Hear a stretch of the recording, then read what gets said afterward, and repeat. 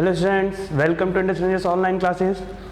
Almost kinematics में बहुत सी चीज़ें आप लोग को हम समझा चुके हैं और हमने बताया था कि कुछ चीज़ें रह गई हैं मोशन अंडर ग्रेविटी में। तो देखिए, फ्री फॉल तो आप लोगों को पढ़ा ही चुके थे। मोशन अंडर ग्रेविटी में कुछ चीज़ें रह गई हैं क्या? कुछ कॉम्प्लिकेटेड केसेस रह गए हैं। आप एनसीईआरटी पढ़ोगे तो एनसीईआरटी के जो एडिशनल एग्जाम्पल्स होते हैं उसमें ये क्वेश्चन होते हैं, या कुछ अच्छे एग्जाम्स देखोगे तो उसमें क्वेश्चन को मिल जाते हैं।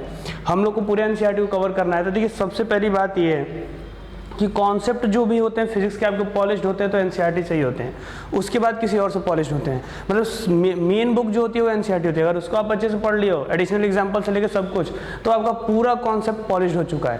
तो देखिए, सबसे एडिशनल एग्जांपल मतलब एडिशनल क्वेश्चन की बात बोल रहे हैं।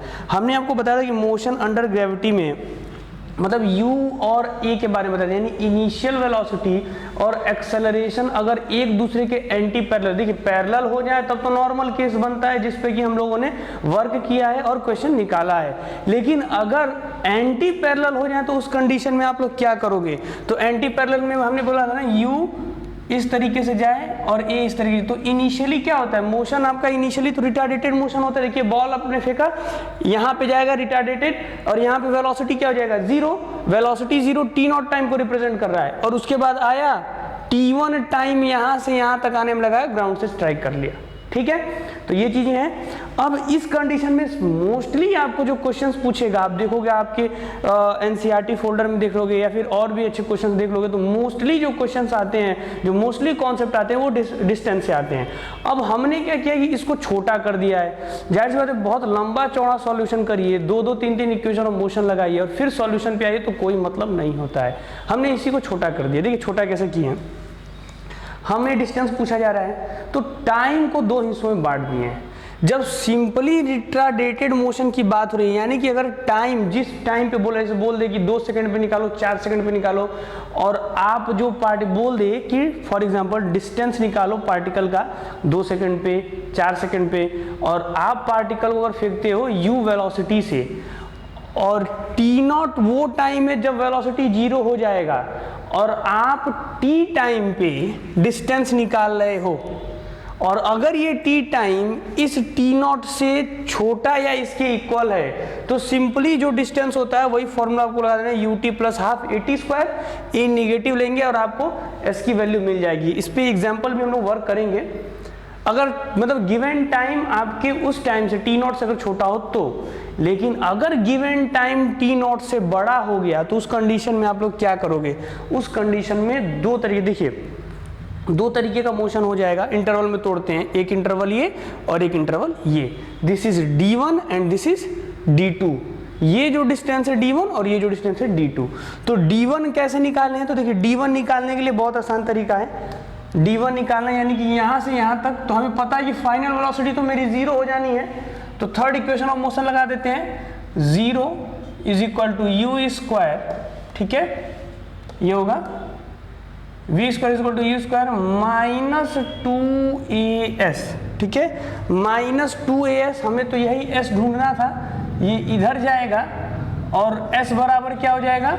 यू स्क्वायर अपॉन में 2a।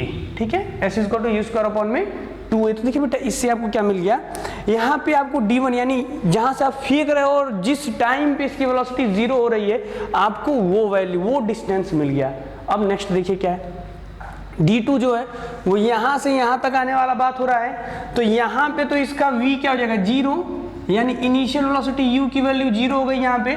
हाँ, यहाँ पे इनिशियल वेलोसिटी थी, ये याद रखिएगा, और यहाँ पे जीरो हो गया। फाइनल वेलोसिटी जो भी हो कुछ होगा। तो देखिए, हम अगर इसके लिए third equation of motion use करते हैं, s is equal to u t, तो यू टी तो जीरो हो जाने वाला है क्योंकि इनिशियल वेलोसिटी जीरो है, plus half a t square, t यानी टोटल टाइम कितना? अगर मान लेते हैं यहाँ से यहाँ तक जाने में टोटल टाइम टी है, तो इस बीच में जो टाइम है उसकी वैल्यू क्या हो जाएगी? तो जाहिर सी बात है टी माइनस टी नॉट। इतना टाइम हटा दीजिए, पूरा कितने देर के लिए चला है? टी नॉट के लिए चला है प्लस t1 के लिए चला है, उसमें से टी नॉट को हटा दीजिए तो जो बचा हुआ टाइम रहेगा उसी में ये मोशन कर रहा है। तो वही किए हैं, टी में से टी नॉट को हटा दिए हैं और ये इसका स्क्वायर हो गया। ठीक है, ये हमने कॉन्सेप्ट्स को लिखा है। तो कॉन्सेप्ट्स को नोट करते हैं और उसके बाद आते हैं क्वेश्चन पे। ठीक है, बहुत ही आसान सा है। कोई बहुत टफ कॉन्सेप्ट नहीं है, बहुत ही इजी वे में शॉर्टेस्ट तरीके से क्वेश्चन को कैसे सॉल्व करना हम लोग ये सीखते हैं। हमेशा अपने वीडियो में हम कोशिश करते हैं कि कम से कम सॉल्यूशन करके और मैक्सिमम टेक्निक देके आपको चीज़ें सिखाई जाए। नोट कर लेते हैं इसको। अब देखिए इसमें करना क्या बेटा कि जैसे क्वेश्चन ये बोला है कि एक पार्टिकल को फेंका जा रहा है, एक बॉल को फेंका जा रहा है 40 मीटर पर सेकंड से। आपको डिस्टेंस खोजना है t = 2 सेकंड पे, 4 सेकंड पे और 6 सेकंड पे। तो सबसे पहले ये देखिए, जब आप ऊपर की तरफ फेंक रहे हैं तो आपने इनिशियल वेलोसिटी इस डायरेक्शन में दिया है, एक्सेलरेशन हमेशा g रहेगा नेगेटिव नीचे की तरफ, ठीक है। यानी कि एंटी पैरेलल का केस हो गया है। एंटी पैरेलल का केस होगा तो आपको देखना है कि मेरे पास 3 टाइम इंटरवल है। तो सबसे पहले आप t0 की वैल्यू निकालिए, यानी उस टाइम की वैल्यू निकालिए जिस टाइम पे, जितने देर बाद आपके पार्टिकल की वेलोसिटी 0 हो जाने वाली है। अगर ये सब गिवन टाइम उसके अंदर है तब तो इजी है, आसान तरीके से निकाल लिया जाएगा। और अगर उससे ज़्यादा है तो हम फिर इन कॉन्सेप्ट्स को यूज़ करेंगे, d1 और प्लस d2, यानी कि दिस प्लस दिस, ये हम लोग करेंगे। अब देखिए करना क्या है, हमने t0 को हमें निकालना है। तो t0 इज इक्वल टू, देखिए कैसे आएगा, t0 इज इक्वल टू क्या हमने बताया था, u बाई t0 कैसे मिलेगा, v। देखिए t0 इज इक्वल टू हमने कैसे निकाला था, फिर से बता देते हैं, v is equal to u plus at बताया था। ये t0 की बात हो, यानी उस समय पे जब वेलोसिटी हमारी 0 हो जाए तो ये तो 0 इज इक्वल टू u और ये एक्सेलरेशन माइनस at0। तो t0 की वैल्यू u बाई a यहाँ से आ जाएगा, यानी कि t0 की वैल्यू क्या हो जाएगा, u बाई g। 4 सेकेंड, यानी जब आप पार्टिकल को फेंकोगे तो चौथे सेकंड में उसकी वेलोसिटी 0 होने वाली है, यानी चौथे सेकंड वो अपने मैक्सिमम हाइट पे पहुंच जाएगा। सीधी सी बात समझना, मैक्सिमम हाइट पे पहुंच जाएगा। तो यानी कि चलो ये तो आपका उसके अंदर है और ये भी ठीक है, उसके इक्वल है, लेकिन ये ज़्यादा हो जा रहा है, यानी इसमें हम लोग को ये कॉन्सेप्ट यूज़ करना पड़ेगा। और इन सब के लिए तो इजी, बस s की वैल्यू रख देनी है, यानी कि s वाला फॉर्मूला रख देना है। तो हम जानते हैं s is equal to ut initial velocity into time, ठीक है, माइनस हाफ at स्क्वायर, ये गया 80 में से 20 माइनस कीजिए 60 मीटर। ये तो 2 सेकंड पे आया। अब 4 सेकंड पे देखते हैं कितना हो जाएगा। तो ये तो 60 मीटर आया। अब 4 सेकंड पे s2, ये s1 आ गया हमारा, ut minus half at square at square, ठीक है। अब इसमें क्या करना है, ये 2, अभी देखिए 4 4 जा 60, 160 माइनस ये कितना होगा आपका 4 2 जा 8 और 160 माइनस 80, यानी कि ये 80 मीटर आया दूसरा आंसर। एक आंसर 60 मीटर 80 मीटर, ये तो आसान था। मेन थर्ड वाले कॉन्सेप्ट के लिए आपको बात बोले 6 सेकंड में देखिए क्या, देखिए अब तक हम लोग नहीं जानते थे। अब तक हमको क्या करना होता, यहाँ से यहाँ अलग निकालते, यहाँ से यहाँ अलग निकालते और जोड़ते, एक लॉन्ग मेथड को फॉलो करते। पर अब हम लोग कॉन्सेप्ट को पढ़ चुके हैं तो ये बहुत ही बड़ा क्वेश्चन बहुत ही छोटे टाइम पे हो जाने वाला है। ये तो चलिए आपका बेसिक था, ये वाला बहुत बड़ा क्वेश्चन था जो बहुत छोटे टाइम के लिए हो जाना है। एग्जाम में आपको या एनसीईआरटी एडिशनल में दोगे तो सिर्फ यही दे दिया, ये नहीं दिया हुआ। हम जानते हैं कि जो हमारा इस कंडीशन में s होगा d1 प्लस d2 हो जाएगा, ठीक है। तो d1 की वैल्यू हमें पता ही है क्या हो जाएगा, u स्क्वायर अपॉन 2a, ठीक है। u स्क्वायर यानी कि सीधे फॉर्मूले पुट कर देते हैं, 40 into 40 square upon 2a, 2 into 10, ठीक है बेटा। अब इसके बाद देखिए क्या हो जाएगा, प्लस d2 यानी हाफ a। अब क्या होगा बेटा, t माइनस t0, यानी t की वैल्यू यानी कि ये टाइम, और t0 यानी हम निकाला 4 सेकेंड, तो यानी कि ये टाइम और माइनस t0 की वैल्यू 4 सेकेंड और इसका स्क्वायर। देखिए क्या आता है, ये आपका हो गया 5, इससे 1 0 गया, इससे 2 हो गया, ये आपका आया 80, और आपने इधर क्या किया प्लस, ये आपका 5 6 माइनस 4 2, 5 इंटू 2 इंटू 2, तो ये आपका हो गया 80 प्लस 10 ना 20। अच्छा सॉरी, यहाँ पे ये माइनस रहेगा ना, ए की वैल्यू, इसे नेगेटिव ले लेना है, ये थोड़ा सा ध्यान दीजिएगा। ये आपका आ गया 60 मीटर, ठीक है। ये आपका हो गया डिस्प्लेसमेंट 60 मीटर। 60 मीटर एस की वैल्यू जो ये डिस्प्लेसमेंट चलेगा, नोट कर लीजिए इसको। बहुत ही आसान सा देखिए कॉन्सेप्ट है, कोई बहुत टफ कॉन्सेप्ट इसमें नहीं यूज किया गया है, सिंपल जो चीजें गिवन है बस उसी की बातें हो रही हैं। बाकी आपको D1 D2 की वैल्यू बताई दी गई थी, उसी को बस केवल पुट कर देना था।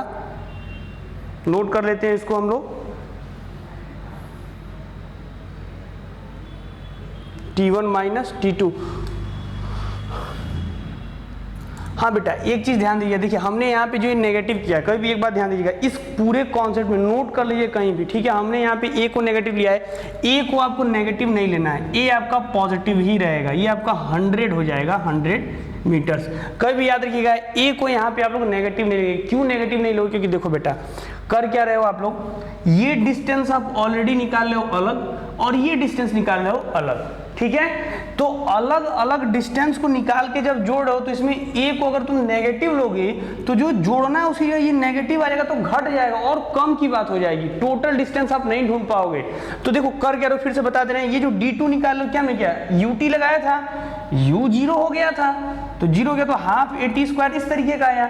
अब बेटा इसमें अगर ऑलरेडी आप इसको नेगेटिव कर दोगे तो नेगेटिव करने के बाद फिर ये आपका क्या हो जाएगा, D2 नेगेटिव होगा, यानी D1 में से इसको घटाना पड़ जाएगा। हो सकता है कि आपका डिस्प्लेसमेंट या तो कम आ जाए या फिर हो सकता है आपका डिस्प्लेसमेंट नेगेटिव में आ जाए, तो वो रॉन्ग एजम्पशन होगा, वो करने का तरीका रॉन्ग होगा। यानी कि यहाँ पे आपको जब आप D1 प्लस D2 यहाँ पे आप पुट कर रहे हो तो ध्यान दो आप कर क्या रहे हो, मॉड लगा रहे हो, ये बोल सकते हो आप यहाँ पे मॉड लगा दो, ये आपके लिए बेस्ट हो जाएगा, ठीक है। तो आप लोगों ने फॉर्मूला क्या ड्राइव किया, U square upon 2A mod plus यहाँ पे आ जाएगा आपका half A T minus T0 का स्क्वायर मॉड। तो ये बेटा आपका इंपॉर्टेंट भी है इस फॉर्मूले को, और बहुत आसान सा डेरिवेशन था, ये कोई फॉर्मूला में डिराइव नहीं किया है, ये सिर्फ एक जनरल सा कॉन्सेप्ट है जिसको हमने क्वेश्चन के माध्यम से या फ्री फॉल के माध्यम से या बॉल के माध्यम से आपको समझाने की कोशिश की है, ठीक है। अब जो थर्ड है आपका,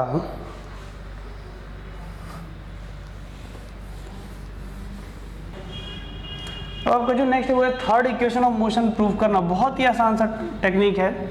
देखो सीधी सी बात क्या है बेटा, v is equal to u plus AT होता है, दोनों तरफ स्क्वायर कर दो, दोनों तरफ स्क्वायर करोगे तो ये v स्क्वायर और ये हो जाएगा a square plus b square plus 2ab, ये होगा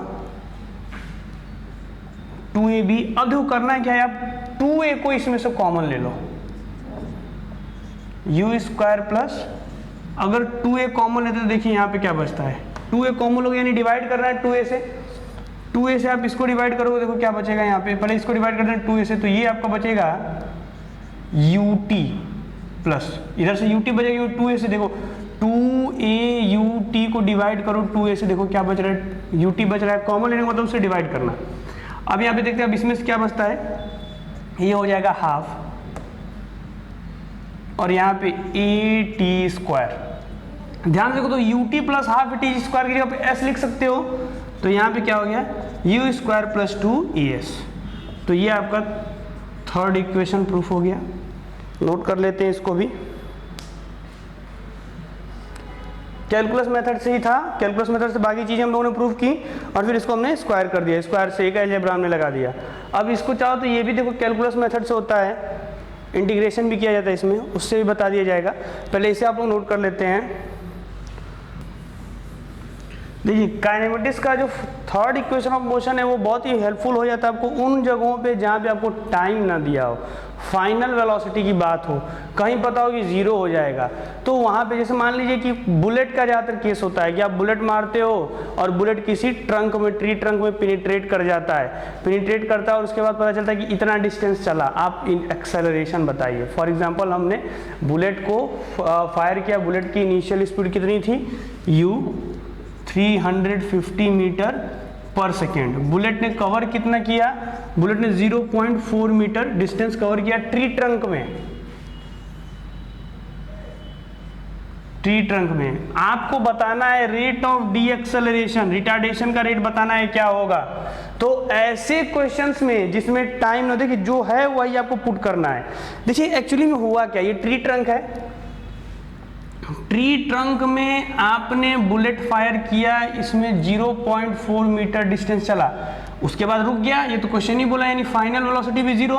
मेरे पास है क्या, फाइनल वेलोसिटी है, इनिशियल वेलोसिटी है, एक्सेलरेशन ढूंढ रहा है और एस है मेरे पास। ये सारी चीजें किस में आती है, थर्ड इक्वेशन ऑफ मोशन में आती है, तो थर्ड को यूज करना है। हालांकि आप चाहो तो इसको लॉन्ग वे में से भी कर सकते हो। लॉन्ग वे से कैसे कर सकते हो, वी निकाल सकते हो इंडिविजुअल, या एस बता दो UT plus half T square पे रख सकते हो, और उसके बाद टी का इक्वेशन निकालो, फिर पहले वाले इक्वेशन से टी का निकालो, दोनों को रिलेट करो और फिर करो, तो वो बहुत लंबा प्रोसेस जाएगा। पर हम सीधी सी बात आपको बता रहे हैं कब पहला, कब दूसरा, कब तीसरा लिखना है। जैसे दूसरा यूज करने के लिए आप लोगों को हमने 2 टेक्निक दिया था, क्वाड्रेटिक की टेक्निक दी थी, अब तीसरा यूज करना है। सीधी सी बात है, हमें u है, s है, फाइनल वेलोसिटी है, a है, तो यही पुट होगा। तो फाइनल वेलोसिटी 0 और u क्या हो जाएगा, u स्क्वायर, ठीक है, -2a और s है 0.4। तो देखिए कीजिए क्या, a ढूंढना है, तो ये पूरा का पूरा आपका क्या होगा, इधर आएगा, यानी कि 2as पूरा इधर आ जाता है, 350 इंटू 350, और a is equal to 350 into 350 divided by 2, और आपका जो s होगा 0.4, ठीक है। तो ये आपका यहाँ से एक्सेलरेशन, देखिए बहुत ही ज़्यादा, जाहिर सी बात है 350 मीटर पर सेकंड से चला है और 0.4 मीटर ही चल पाया, तो एक्सेलरेशन बहुत ज़्यादा होना चाहिए, और ऑब्वियस है बहुत ज़्यादा यहाँ पे आपका आएगा भी। ये आपका 2 से चला जाएगा 1 टाइम, ठीक है, 7 टाइम, 5 टाइम, 0 1750। अब क्या कीजिए, 4 से आप चाहो तो इसको ले जा सकते हो, ये आपका 8 टाइम्स 2 बचेगा, और ये 5 टाइम्स 85 इंटू 1750, यानी कि ऑलमोस्ट एक बहुत ही ग्रेटर डी एक्सेलरेशन आ रहा है, और ये हमने थर्ड इक्वेशन ऑफ मोशन से आइडेंटिफाई किया। तो इस तरीके से आपको काइनेमेटिक्स के वीडियो को देखना है और काइनेमेटिक्स की चीज़ों को इस तरीके से इंटरप्रेट करना है। तीनों इक्वेशन ऑफ मोशन हम लोगों ने डिराइव कर दिया, कब तीनों को यूज़ करना है ये भी आपको बता दिया गया है, कुछ टेक्निक्स भी बताए गए हैं। अब जो नेक्स्ट क्लास होगा, उस नेक्स्ट क्लास में हम आपको ग्राफ के बारे में बताएंगे कि किस तरीके से ग्राफ को आप लोग ड्रॉ करोगे, कैसा ग्राफ होना चाहिए काइनेमेटिक्स का, और किस तरीके ग्राफ के क्वेश्चंस को आप लोग अटेंड करोगे। ठीक है, थैंक यू बच्चों।